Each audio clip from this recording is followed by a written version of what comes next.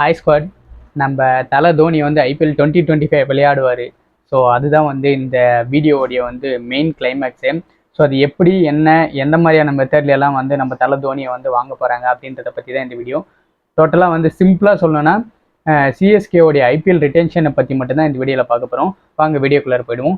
வீடியோக்குள்ளே போட்டவங்க நம்ம சேனல் சப்ஸ்கிரைப் பண்ணாதவங்க சப்ஸ்கிரைப் பண்ணிவிட்டு மறக்காம பெல் பட்டனையும் கிளிக் பண்ணிவிடுங்க.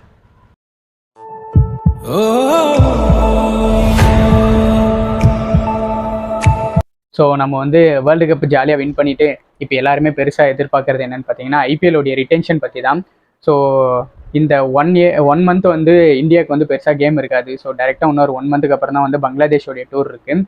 ஸோ இந்த 1 மந்த் ஏன் வந்து இந்தியாவுக்கு வந்து பெருசாக கேம்ஸ் இல்லை அப்படின்னு பார்த்தீங்கன்னா ஐபிஎல்லுடைய ரிட்டென்ஷன் ப்ராசஸ் எல்லாம் வந்து இந்த 1 மந்தில் வந்து மேனேஜ் பண்ண போகிறாங்க.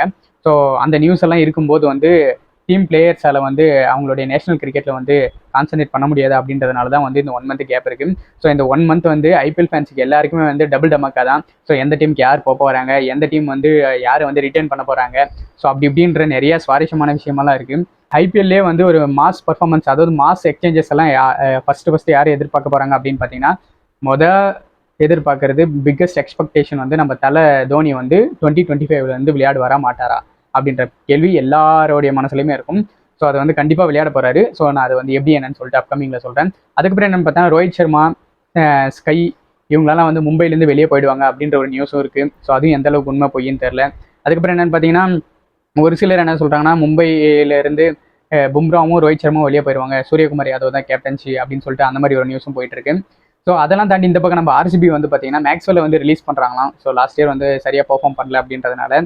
ஸோ எப்பயுமே வந்து இந்த ஆர்சிபிக்கும் சென்னைக்கும் உள்ள ஒரு வித்தியாசம் என்னென்னா ஆர்சிபி யாரெல்லாம் ரிலீஸ் பண்ணுறாங்களோ அவங்கள வந்து சென்னை டீம் எடுத்துருவாங்க. ஃபார் எக்ஸாம்பிளுக்கு ஷேன் வாட்சன் சொல்லலாம், சிவம் தூபே சொல்லலாம். ஸோ இந்த மாதிரி வந்து வரிசையான பிளேயர்ஸ் எல்லாம் இருக்காங்க. ஸோ அந்த வகையில் வந்து இன்கேஸ் ஆர்சிபி வந்து மேக்ஸ்வெல்லை ரிலீஸ் பண்ணிட்டா சென்னை வந்து எடுக்க வாய்ப்பும் இருக்குது. ஸோ இந்த மாதிரிலாம் நிறைய ரிட்டென்ஷன் பற்றி இருக்குது. அண்ட் கேஎல் ராகுல் வந்து பெங்களூருக்கு வர போகிறதாகவும் பெங்களூருக்கு கேப்டன்ஷிப் பண்ண போகிறதாகவும் அப்படின்ற மாதிரி நிறைய டாக்ஸ் எல்லாம் இருக்குது. ஸோ இதுதான் வந்து மேஜர் எக்ஸ்பெக்டேஷன்ஸ். ஸோ அதெல்லாம் தாண்டி இப்போ ஒரு டீம் வந்து எத்தனை பேரை வந்து ரிட்டென்ஷன் பண்ணிக்கலாம் அப்படின்றது தான் வந்து கேட்க போகிறோம். ஸோ எல்லாருக்குமே ஒரு ஆசை இருக்கும், எப்படின்னா ஏன் எல்லாத்தையுமே கழிச்சு போட்டு புதுசாக ஒரு டீம் உருவாக்கலான்ட்டு. ஸோ அப்படியெல்லாம் உருவாக்க மாட்டாங்க. ஏன்னா அந்த 4-5 பேர் வந்து டீமுடைய கோர் பிளேயர், கிட்டத்தட்ட வந்து பில்லர் மாதிரி. ஸோ சென்னைனா இந்த ஒரு 4-5 பேர், மும்பைனா இந்த 4-5 பேர், பெங்களூர்னா இந்த 4-5 பேர், அந்த மாதிரி ஒரு 4-5 பேர் வந்து கான்ஸ்டன்ட்டாக இருப்பாங்க. அவங்கள சுற்றி தான் வந்து ஒரு டீமே வந்து கிரியேட் பண்ணுவாங்க. ஸோ அதுதான் வந்து எல்லா ஃப்ரான்ச்சைஸுமே பண்ணிட்டு இருப்பாங்க.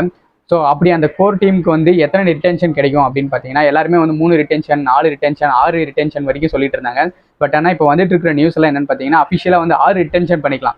ஸோ எப்படின்னு பார்த்தீங்கன்னா 3 வந்து டைரக்ட் ரிட்டென்ஷன் பிளேயர், சரிங்களா. இன்னொரு ஆள் வந்து ஆர்டிஎம் யூஸ் பண்ணி எடுத்துக்கலாம். இன்னொரு ஆள் வந்து எப்படி அன்கேப்டு பிளேயராக உள்ள வரலாம். ஸோ ஃபஸ்ட்டு கேப்டு பிளேயர்னா என்ன, அன்கேப்டு பிளேயர்னா என்னன்னு சொல்லிடுறேன். கேப்டு பிளேயர்னா கரண்ட்லி இந்தியாவில் விளையாடிட்டு இருக்கிறவங்க இந்தியன் பிளேயர்ஸ், அவங்க வந்து கேப்டு பிளேயர்னு சொல்லுவாங்க. அன்கேப்டு பிளேயர்னா இந்தியாவிலிருந்து இன்டர்நேஷ்னல் கிரிக்கெட்லேருந்து ரிட்டையர் ஆகி 5 வருஷம் ஆனால் அவங்க வந்து அன்கேப்டு பிளேயர்ஸாக வந்து செப்பரேட் பண்ணுவாங்க. ஸோ அப்படி பார்க்கும்போது நம்ம தலை தோனி வந்து அன்கேப்டு பிளேயர்ஸ். ஸோ அப்படி அந்த ரிட்டென்ஷன் ப்ராசஸ் வந்து 6 பேராக இருந்ததுன்னா 4 பேர் ருத்ராஜ், அப்புறம் மகேஷ் தீக்ஷனா, ஜடேஜா இவங்களெல்லாம் உள்ளே வந்துடுவாங்க.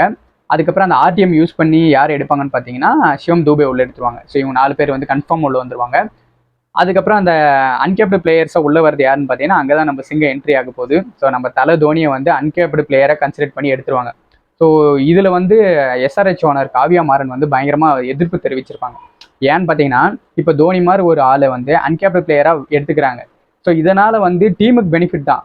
பட் ஆனால் அவங்க என்ன சொல்கிறாங்கன்னா அந்த பிளேயருடைய வேல்யூ வந்து குறையுது அப்படின்னு சொல்கிறாங்க. ஃபார் எக்ஸாம்பிள் இப்போ ஃபஸ்ட்டு 4 ரிட்டென்ஷன் டைரக்ட் ரிட்டென்ஷன்னா ருத்ராஜ் கைக்வாட் அவங்களுக்கு வந்து 60 கோடியோ 70 கோடியோ 80 கோடியோ அந்த மாதிரி ஹை பட்ஜெட் இருக்கும். ஸோ செகண்ட் ரிட்டென்ஷன் பண்ணுறவங்களுக்கு ஒரு 10 கோடி கம்மியாக இருக்கும். இப்போ ருத்ராஜுக்கு வந்து 50 கோடி கொடுக்குறாங்க. ஆனால் செகண்டு வந்து ஜடேஜாவை ரிட்டென்ஷன் பண்ணுறாங்க, அவங்களுக்கு 40 கோடி கொடுப்பாங்க. மகேஷ் தீக்ஷன் அவர் ரிட்டென்ஷன் பண்ணால் அவங்களுக்கு 30 கோடியோ இல்லை 35 கோடியோ அந்த மாதிரி கொடுப்பாங்க. அந்த அன்கேப்டு பிளேயரை ரிட்டென்ஷன் பண்ணுறவங்களுக்கு எவ்வளோ பணம் கொடுப்பாங்கன்னு பார்த்தீங்கன்னா ஜஸ்ட் 10 கோடி மட்டும் தான் கொடுப்பாங்க. ஸோ காவியமாறன் என்ன கேட்குறாங்கன்னா தோனி மாதிரி ஒரு லெஜெண்டுக்கு 10 கோடி வருதா, அவங்களும் வந்து ஏலத்துக்கு வரணும் அப்படின்னு அவங்க கொஸ்டின் வைக்கிறாங்க. பட் ஆனால் சிஎஸ்கே மேனேஜ்மெண்ட் என்ன சொல்கிறாங்கன்னா அன்கேப்டு பிளேயராக நாங்கள் தோனி வச்சுக்கிறோம், பணத்தை பற்றி நாங்கள் பார்த்துக்குறோம் அப்படின்னு சொல்லிட்டு இவங்க சொல்கிறாங்க. ஸோ இதில் முக்கியமான ரூல்ஸ் என்னென்னு பார்த்தீங்கன்னா இந்த அன்கேப்டு ரிட்டென்ஷன் எல்லாம் வந்து இதுக்கு முன்னாடி பல ஐபிஎலுக்கு முன்னாடி இருந்தது. பட் ஆனால் அது எல்லாரும் மறந்துட்டாங்க. ஸோ புதுசாக அந்த ரூலை கொண்டு வந்தது, புதுசாக அந்த ரூலை வந்து ரிமைண்ட் பண்ணது யாருன்னு பார்த்தீங்கன்னா சென்னை சூப்பர் கிங்ஸ் ஓனர் வந்து காஷி விஸ்வநாதன் சார் தான். ஏன்னு பார்த்தீங்கன்னா அது வந்து பயங்கரமான ட்ரிக்ஸு. தோனியை வந்து அன்கேப்டு பிளேயர்ஸாக எடுத்து இந்த ஐபிஎல் அவங்கள விளையாட வைக்கணும், அவங்களுக்கு கப் எடுத்து கொடுக்கணும் அப்படின்றது வந்து சிஎஸ்கே மேனேஜ்மெண்ட்டோடைய பயங்கரமான ஆசை அண்ட் எல்லா ஃபேன்ஸோடைய ஆசையும் கூட. ஸோ ஓவரால் பார்த்தீங்கன்னா இந்த ஐபிஎல் வந்து 100% வந்து நம்ம தலை தோனி விளையாட போகிறாரு. ஸோ தலை தோனி ஃபேன்ஸுக்கு எல்லாருக்குமே பயங்கர சந்தோஷமாக இருக்கும். நானெல்லாம் எப்படின்னா தலை தோனி இந்த ஐபிஎல் விளையாட போகிறாங்க அப்படின்னா நம்மளுக்குலாம் ரெக்க கட்டி பறக்கிற மாதிரி இருக்கும். ஸோ அந்த ஒரு குட் நியூஸை தான் நான் இந்த வீடியோவில் வந்து ஷேர் பண்ணிக்க விரும்பினேன். ஸோ இதே மாதிரி ஐபிஎல் வீடியோஸ் நம்ம சேனல் பார்க்கணும், சேனல் சப்ஸ்கிரைப் பண்ணாத சப்ஸ்கிரைப் பண்ணிட்டு மறக்காம அந்த பெல் பட்டனை கிளிக் பண்ணுங்கள். ஐபிஎல் பற்றி ஏதாச்சும் தெரிஞ்சுக்கணும் அப்படின்னாலும் நீங்கள் கமெண்ட் பண்ணுங்கள். உங்களுக்கு ஏதாச்சும் நியூஸ் தெரிஞ்சாலையும் வந்து நம்ம கமெண்ட் செக்ஷனில் கமெண்ட் பண்ணுங்கள். பாய்.